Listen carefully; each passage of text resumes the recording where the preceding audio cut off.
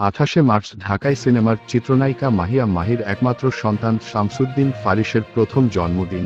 বিশেষ এই দিনটিতে সোশ্যাল হ্যান্ডেলে তাকে শুভেচ্ছায় ভাসাচ্ছেন শোবিজ অঙ্গনের তারকারা।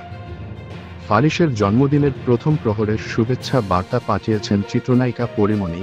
28 মার্চ রাত 1:30টার দিকে সামাজিক যোগাযোগ মাধ্যমে মাহি ও তার ছেলে ফারিসের একটি ছবি পোস্ট করে ক্যাপশনে পরি লিখেছেন, হ্যাপি বার্থডে মানিক চাঁদ আমাদের, তুমি মায়ের চোখের মণি হয়ে থাকো ফারিস বাবা, আমরা সবাই তোমাকে অনেক ভালোবাসি।